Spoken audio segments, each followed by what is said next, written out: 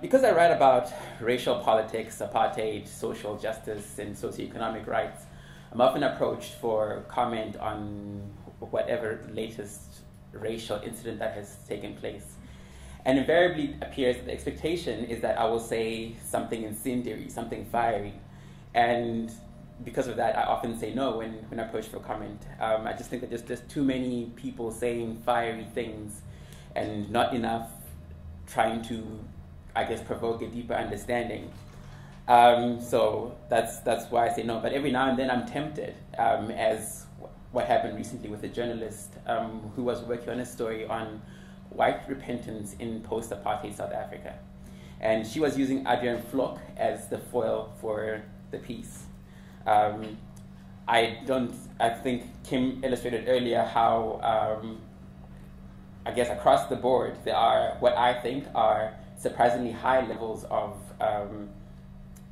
disbelief that apartheid wrongly oppressed blacks, that apartheid is a reason why blacks are poor. And I think at this stage I need to mention when I talk about blacks, I'm talking about the bigger, broader definition, not necessarily skin color or skin tone or ethnicity. So when she approached me and was going to be using Adrian Vlok, I was tempted. I said, yeah, okay, I will talk about this. I will be willing to comment here. Because I imagine that for her, someone like Adrian Vlok makes an interesting study, an interesting subject. And so he's an apartheid-era minister of law and order who's going around washing people's feet and handing out food parcels to make up for what he did. He started with Frank Chikane, whom he tried to have assassinated, and he hasn't looked back since. It seemed to me a good opportunity to intervene and illustrate how the effect of what I'm calling reconciliation ideology on an individual, a white individual who is deeply complicit in apartheid oppression. The journalist's question to me was what I made of Adrian Vlok's foot washing. In response, I tried my best to, I guess, redefine apartheid as something more than just a random series of brutal acts committed by the state and others defending something. It's more than just those brutal acts. Those brutal acts Vlok signed off on were to protect a social order that placed whites at the top and everybody else below. And today, if you look at the structure of South African society, that social order largely remains. All that's changed is that a few more blacks have joined the middle income groups, and middle income is different from middle class. And some others have also joined the super wealthy. So what I said to this journalist is that Adrian Vlok is hung up on apology, on saying sorry without doing enough to reflect on what he is apologizing for. The language he uses to speak about what he's doing is almost verbatim the language created during the transition to democracy, particularly the language created by the TRC's processes. He speaks of forgiveness, saying sorry, perpetrator, and victim as singular concepts that he doesn't need to interrogate or unpack any further. And he speaks about the necessity of perpetrators seeking forgiveness for their acts from victims, which is what he has been doing. These terms are were either defined specifically by the TRC or through its processes came to have their own definitions in common use. And the Commission's definition of perpetrator of apartheid is limited to state agents like Vlok, and its definition of victim is those who befell harm as a result of the perpetrator's actions. In addition, the Commission narrowed its scope of the crimes of apartheid, or some would say necessarily narrowed its scope of the crimes of apartheid to gross human rights abuses. In other words, acts that were crimes anyway under apartheid. This is why commentators like Aubrey Matsiki came out recently to say that Mandela's legacy is defective. Because of the ideology that came out of the transition period, it drew an equivalence between acts of violence committed by the state and acts of political violence in resistance or trying to overthrow state oppression. But like I mentioned earlier, those gross human rights abuses by apartheid state agents and others in defense of apartheid were to create and protect a social order that was in essence a state-sponsored criminal enterprise that directed national resources disproportionately among the population and used national resources to deny huge swathes of the population opportunities for development, economic activity, and education, and even went to the extent of perpetrating brutal acts to enforce that denial. So Vlok's actions, the crimes he perpetrated, were more than the gross human rights abuses, as grotesque as those were.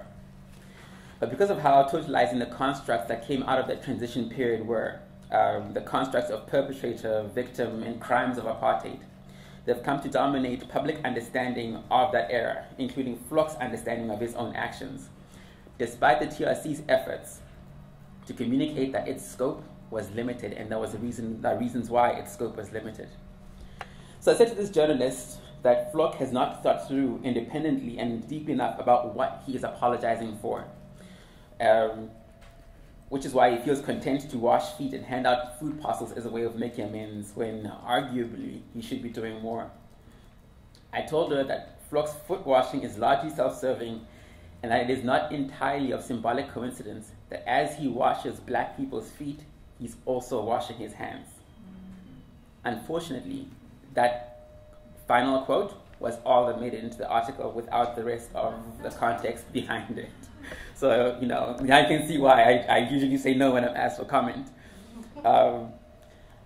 That line was juxtaposed with another scene where Vlok was in a church in some unnamed poor black township in Johannesburg. I did some digging up. That church turned out to have been a church in Orange Farm. The congregants were initially suspicious of Vlok's intentions. Why did he want to wash their feet? But they allowed him to do it anyway and were moved by the experience. Having Adrian Vlok there washing feet was especially cathartic for the pastor, a 46-year-old man named Richard Kanyile, who'd invited Vlok to the church. This is what Kanyile is quoted as saying about the congregants' response to Vlok. There were two women. They doubted if the man has changed really. They asked Vlok, "Tell us, what will be our restoration?" The women spoke of the everyday humiliations blacks still experience at the hands of whites.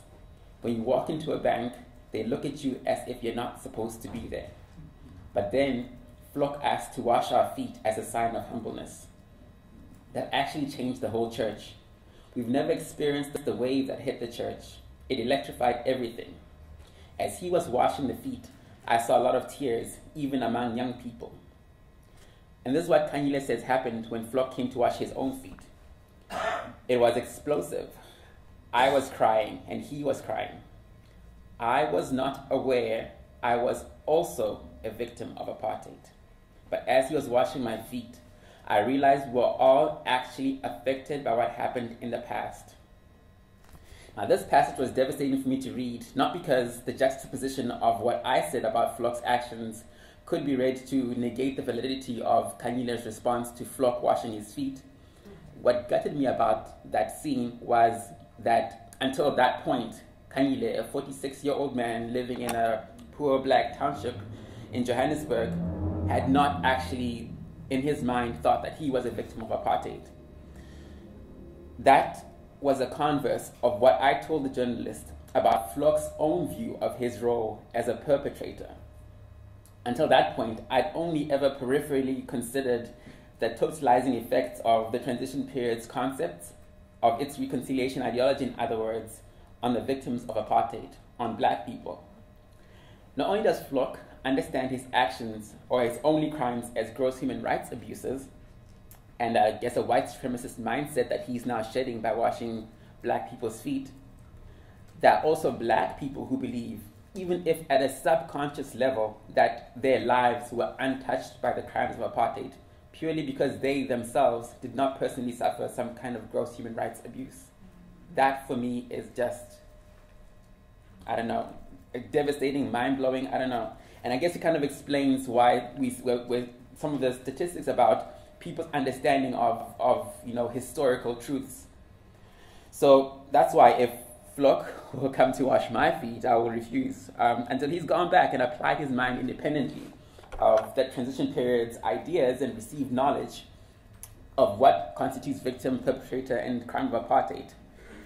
And I think that if he does go back and begin interrogating some of those concepts, some of those ideas about his complicity and his role, and how his actions were beyond just gross human rights abuses, were actually defending a social order that itself was a criminal enterprise, I think he might stop making a show of washing black people's feet and become more actively involved in dismantling the social order that he so brutally defended.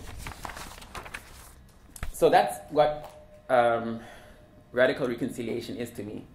Along with the interpersonal and the psychological, we must be dismantling the social order that apartheid and Dutch and British colonialism before it created in this country. It is not, as some would want to see it, or some have been viewing it, as changing only the racial composition of that social order such that we attain racial representativity among the strata of the elite, the petty bourgeoisie, the proletariat, the unemployed, and the marginalized. That's not what I guess that's not the approach that we should be taking. We ought to be flattening this hierarchy and constructing an egalitarian society wherein everybody has their basic human rights, particularly their socioeconomic rights, met. And we should be doing this as expeditiously as we possibly can for the interests of justice. Now, I have my own ideas of how this society could be constructed, but I think until we have some kind of consensus or some kind of, some kind of national process to revise our ideas, to revise our concepts of reconciliation, that we'll continue coming back to this place where social strife continues, whether it's among races, among social classes, among ethnic and religious groups, or whichever way the inequitable social order is constructed among us. Thank you.